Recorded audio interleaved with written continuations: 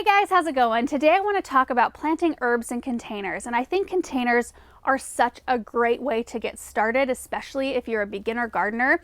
So I want to go through the basics of planting herbs in containers. Before I get into the points that I want to talk about, I just want to share some of the benefits that I feel containers bring. First off, all of your plants are contained. So instead of starting out by planting stuff in a big overwhelming spot in your garden, you have everything in one neat, tidy little package. You don't have weeds trying to compete with your herbs. If you have an insect problem, if that occurs, they're easy to manage because they are contained in this small space. You can also move your container to the perfect area that gets just the right amount of light, or you can put it near your water source or near your kitchen door maybe, where it makes harvesting really easy and quick for you. So I just feel like there's so much convenience that comes from putting plants like that in containers. And then I think it's important for beginners to have that accomplishment and that success with something on a small scale to give you confidence to start gardening on a bigger scale. So the first couple of things that you want to make sure of is you want to pick a container that has good drainage. Now I already kind of got ahead of myself and filled it with soil, so I'm going to try to tip it. There is a drain hole right at the bottom of this container. I don't know if you can see that without me dumping the soil out. But that's super important for your plants to have that good drainage. And then you also want to use potting soil, not garden soil. So you can't go out into your garden and dig up soil and put it in your containers. It's way too heavy. It compacts and it's really bad for the roots of your plants. So you want to use a potting soil. I'm using the Espoma organic potting mix. Also, feel like it's important to use an organic potting mix because one of the main reasons why I grow a lot of my food and my herbs is because I can make sure that I know what happens to that plant. I know what kind of feed it's getting. I know that what I'm using is organic, so I'm getting the healthiest thing possible out of my garden. So I've got my pot already full of soil. This is called the Wave Tall Egg Planter from Michael Carr Designs. We actually unboxed this earlier on, like maybe a month or two, I can't even remember, ago. So I was excited to put it to use. I think the herbs will look really pretty in here, and I think it's about a 14-inch diameter. When you're thinking about what herbs you want to put in your container, you want to consider how compatible they are with each other. So you want to take into account water requirements, light requirements, and also overall size. Because there are some kind of plants like mint that's pretty much all you want to plant in a container. Like this container right here, one 4-inch mint plant would fill that container and more in one season. Lemon balm is another one that likes a lot of space. And then when I say overall size, like look at the tag, see how big the plant gets. Like Amazel basil, for example, gets huge. I mean, if you guys have been watching our videos and saw how the Amazel basil performed in our garden space last year, I mean, those plants were massive, and so you would only need one for a pot this size. If you're wanting to do a mixed herb planter like I'm wanting to do today, you want to make sure you're choosing things that stay a little bit smaller. I've got a Greek oregano here. These are common chives, and then also an extra curled parsley. So none of these will want to get enormous or want to take over the container. So when I say water requirements, most of the time when I'm doing mixed containers like this, I have fairly good luck putting just whatever herbs I want together. Because the containers drain, they're way less likely to get bogged down by too much water. But there are a few herbs that like it a little bit on the drier side. So rosemary is one, lavender, thyme. Those are all ones that can dry out a bit in between, but I have had decent luck putting them with other things. So just be careful as you're planning. Look at the tags. A lot of times it will tell you water requirements or what it prefers on the back of the tag. Some of the things that like more consistent water are mint, basil, chives, parsley, things like that. And you will get to know, the more herbs you plant, you will get to know what that specific plant likes. And of course, every climate's a little bit different too. We're very dry here, and so really the only moisture it gets, the only significant moisture is from me, so I can kind of control what kind of water I'm giving them. And most herbs you'll find really do prefer a full sun spot. So that means 6 to 8+ hours of sun, which, like I said earlier, having them in a container, you can go find exactly what spot they will thrive in, and you can just set that pot there.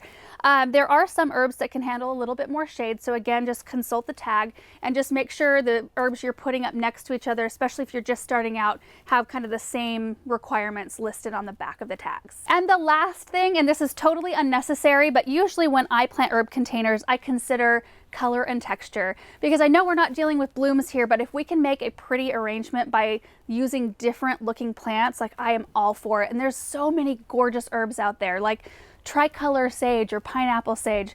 There's chocolate mint that has a little bit more of a deep green. There's the parsley that's like much more bright. We've got grassy texture with the chives. Borage has beautiful blooms.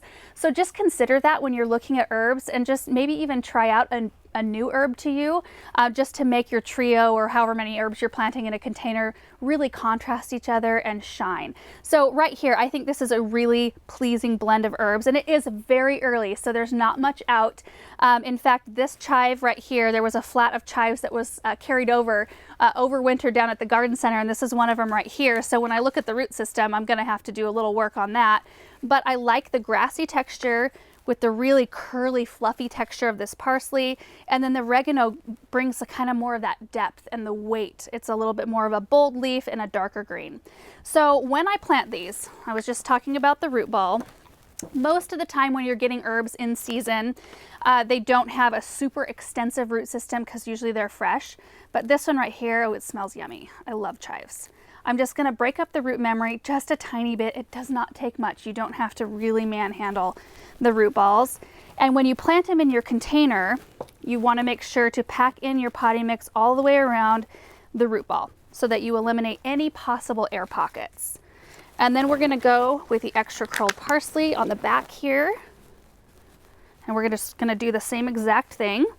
And this pot will look a little bit skimpy in the beginning, which is really not like my normal planting routine. Usually I pack things in, but again, you want to consider the size these plants get and give them room to flourish.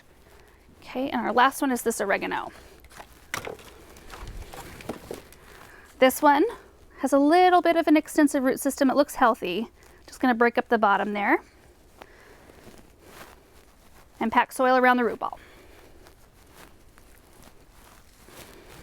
Also, when you fill up your container with soil, I did not mention this before, make sure you leave a generous lip right here on the top. Usually like 1 or 2 inches is sufficient. That way when you water, water's not going over the sides of the containers. It gives it plenty large reservoir to give them a really good deep watering.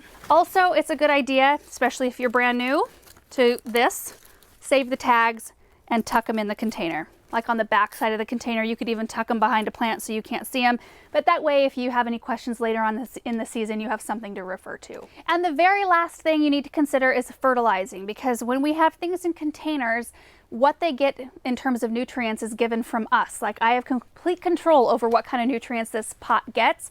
Now this is brand new fresh potting soil, which does have nutrients in it. So you don't necessarily need to start fertilizing right away, but maybe in a couple weeks time, start in on a regular fertilizing schedule. For herbs, they don't need as much as your annual flowers do. So maybe every couple of weeks or every 3 weeks rather than every week.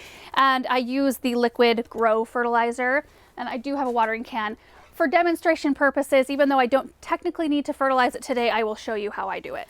So I need to add 2 to 3 doses of this fertilizer to 1 gallon of water, which I already have my water in here. Usually I put my fertilizer in my watering can first, because then when I add my water, it mixes it for me. But I don't have live water in the greenhouse right now. So to do our dose, you just tip the bottle. Probably should shake it first. So we got 1 dose in there.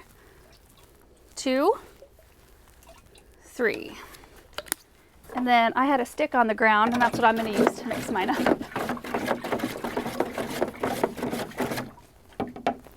And then we'll just water these in.